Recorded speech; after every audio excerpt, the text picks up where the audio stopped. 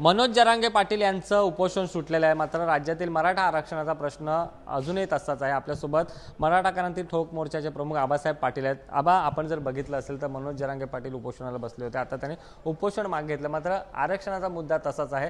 मात्र जरांगेकडून ज्या पद्धतीची भाषा वापरली जाते, खुद्द उपमुख्यमंत्री देवेंद्र फडणवीस यांच्याबद्दल ज्या पद्धतीची भाषा वापरली, तुम्ही कसं बघता या सगळ्या? मराठा समाजाची आरक्षणाची जी मागणी ती गेल्या 40 वर्षापासून मागणी आहे।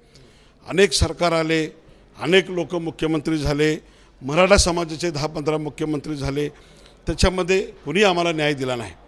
आणि आमचं मागणं काय सरकारकडे की मराठा समाजातल्या जे गरजवंत मराठे आहेत त्यांना तुम्ही सामाजिक, शैक्षणिक, आर्थिक मागास आहेत त्यांना आरक्षण मागतोय। आम्ही काय धनदांडग्यांना आरक्षण मागत नाही, परंतु ही भूमिका आमची घेऊन गेल्या क्रांती मोर्चा झाला, ठोक मोर्चा झाला, अनेक आंदोलन झाली। आणि ही आंदोलन करत असताना की आता सातत्यानं सरकार प्रश्न सोडवणार आहे का नाही सोडवणार आहे। एकीकडं सरकार द्यायला तयार आहे, विरोधी यायला तयार नाही, म्हणजे तू कर मारल्यासारखं, मी करतो रडल्यासारखं, हे किती दिवस चालणार आहे। म्हणून सत्तेतल्या आणि विरोधातल्या सगळ्या लोकांनी एकत्र आलं पाहिजे आणि मराठा समाजाचा प्रश्न समजून घेतला पाहिजे।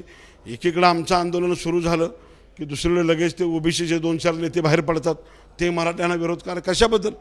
अरे तुम्हाला मराठ्यांनीच आंदोलन आरक्षण दिलेलं आहे, त्यावेळेला कोणत्या मराठ्यांनी ओबीसीच्या नेत्यांना विरोध केला की ह्यांना देऊ नका म्हणून?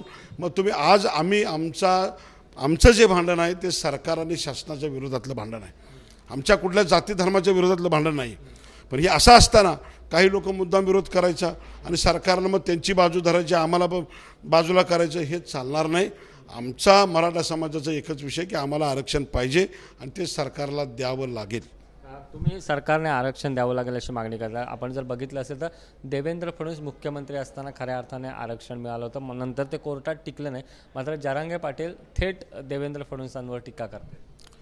नाही, जरांगे पाटील देवेंद्र फडणवीस साहेबांच्या संदर्भात का बोलतायत की राज्याचे प्रमुख कोण आहेत? आता देवेंद्र फडणवीस साहेब आहेत, एकनाथ शिंदे साहेब आहेत, त्यांच्याकडेच आरक्षण मागणार ना, की सत्तेत असणाऱ्या लोकांच्याकडे आपण आरक्षण मागतोय। आता विरोधातली लोक आहेत ते कोण बोलायला तयार नाहीत। माझी विनंती आपल्या सगळ्या चॅनेलवाल्यांना, मीडियावाल्यांना आहे, तुम्ही आज आम्हाला विचारताय, सत्तेतल्या लोकांना माईक घेऊन विचारताय, विचारा ना, घ्या ना शरद पवार साहेबांची बाईट, घ्या उद्धव साहेबांची बाईट, घ्या तुम्ही काँग्रेसवाल्यांची बाईट, त्यांना विचारा ना की बाबा मराठा समाजाचं आंदोलन चालू आहे, तुमची भूमिका काय आहे, एकनाथ शिंदे साहेबांची भूमिका काय, देवेंद्र फडणवीस साहेबांची भूमिका काय।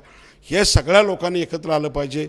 मनोज जरांगे पाटलांना एक बोलवलं पाहिजे, त्यांचं शिष्टमंडळ घेतलं पाहिजे। बसा ना सह्याद्रीवरती, आहे ना सह्याद्री अतिथीगृह, काढा सगळे, बसा, निर्णय, त्यांचं म्हणणं काय, त्यांची मागणी कशी आहे।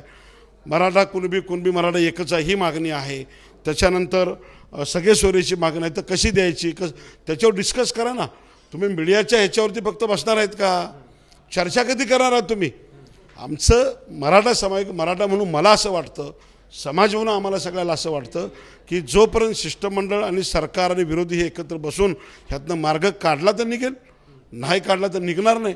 पण तुम्हाला असं वाटतं राजकीय रंग आता याला येऊ लागलेले आहेत एकूण परिस्थिती बघता? काही हा विषय तुम्हाला तोच सांगितला ना की राज्यात आतापर्यंत मराठा समाजाचे सुद्धा 10-15 मुख्यमंत्री झाले, ओबीसीचे मुख्यमंत्री झाले, पण त्यांनी मराठा समाजाला कधीच कुणी काही दिलेलं नाही, हे आपण बघितलं असेल। आपण देवेंद्रजींचा विषय घेतला तर मी एवढंच सांगेल आपल्याला की मराठा समाजामध्ये देवेंद्र फडणवीस साहेबांच्या विरोधात नाराजी नाही, त्यांच्या विरोधात नाराजी नाही, कारण त्यांनी दिलेलं आहे मराठा समाजाला, सारथी दिली, अण्णासाहेब पाटील महामंडळ दिलं, परदेशी शिक्षणासारखा GR आम्ही काढला, गेल्या वर्षी 37 मुलं फॉरेनला गेली, 8वी 9वी 10वीच्या मुलींना शिष्यवृत्ती मिळायला लागली जी आम्हाला मिळत नव्हती, स्वधार योजना झाली ज्याच्यामध्ये वसतिगृह आले, अनेक योजना आम्ही ज्या ज्या ओबीसीला होत्या त्या मराठ्यांना मिळाल्या।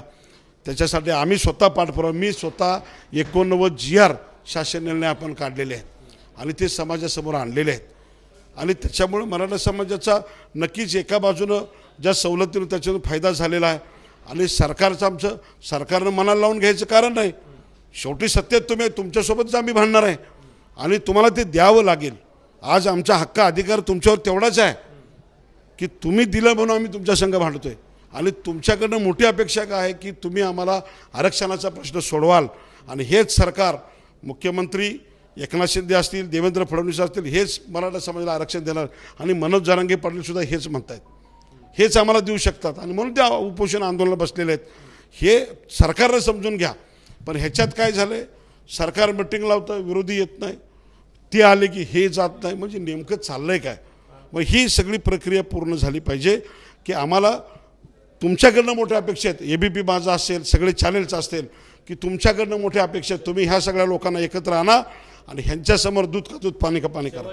मनोज जरांगेंच्या भाषेचं समर्थन करताय की नाही, त्यांचा मनोज जरांगे पाटील उपोषण करत असताना पोटात अन्न पाणी नाही, ॲसिडिटीचा त्रास होतो, मेंटली डिस्टर्ब माणूस असतो, त्याच्या अनावधानाने ते काय बोलले असतील, ते त्रासातून उद्वेगातून बोलले असतील, त्यांनी जी शिवीगाळ, त्यांचं आम्ही कोणी मराठा समाज समर्थन करत नाही, पण अनावधानाने त्यांच्याकडनं काय झालं असेल तर ते इथून पुढं करणार नाहीत आणि त्याच्यात ते बदल नक्की करतील.